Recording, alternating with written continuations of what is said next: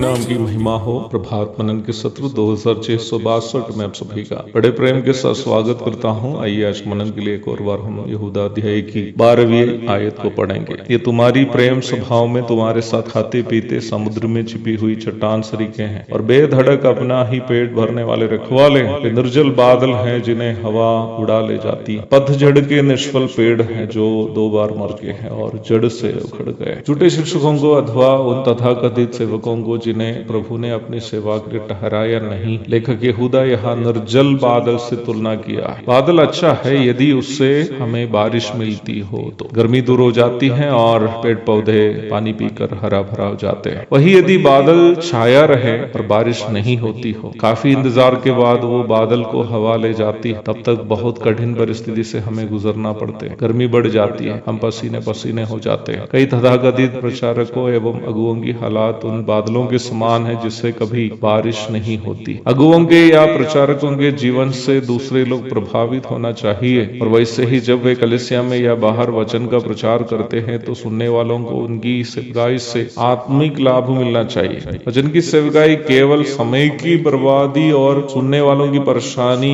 नहीं होनी चाहिए। कई कलीसियाओं में न प्रचार करने वाले अगुओं को न ही सुनने वालों को वचन की सेवकाई के बाद ये जानकारी नहीं रहती है कि क्या प्रचार किया। प्रचार उन निर्जल बादलों के समान है जिससे कभी बारिश नहीं होती, उल्टा केवल परेशानी ही होती है। मैं अपनी कलीसिया में कई बार बताया हूँ कि यदि मेरे वचन की सेवकाई से उनको कोई लाभ नहीं होता हो तो वे बताए, फिर मैं कभी उनसे प्रचार नहीं करूँ। मसीह कलीसिया ऐसे अगुओं एवं प्रचारकों से भरे हुए है जिससे कलीसिया को किसी प्रकार की आत्मिक उन्नति नहीं होती है। इन निर्जल बादल समान अगुओं और प्रचारकगण जब समझ आते हैं कि उनकी सेवा से किसी को कोई लाभ नहीं होता तो फिर करने वाला काम कोरह के समान प्रभु के द्वारा उपयोग किए जाने वाले अन्य प्रभु के दासों का विरोध करना है, नहीं तो बिलाम के समान बर्बाद करने के लिए निकलना। मेरी बातें आपको शायद खराब लग रही होगी, परंतु अवश्य याद रखें कि यहूदा यही सच्चाई हमें याद दिला रहा। अगुओं का काम झगड़ा रगड़ा करना और अपने आप को कलीसिया के ऊपर तानाशाह के रूप में पेश करना नहीं है। अगुओं का काम अपने आप को कलीसिया के सामने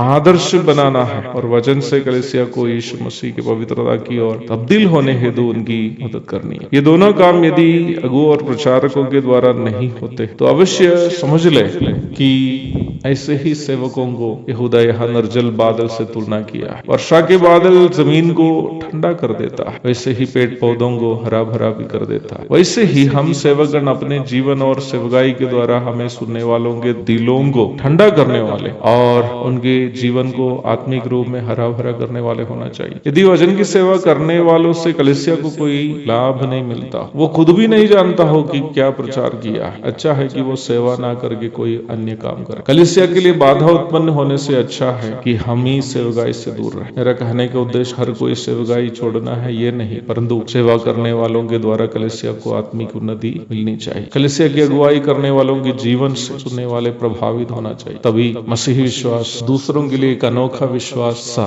लग सकता है। एक और शुभ दिन की धन्य कामनाओं के साथ आज का मनन में समाप्त करता हूँ। प्रभु आप सबको आशीष दे।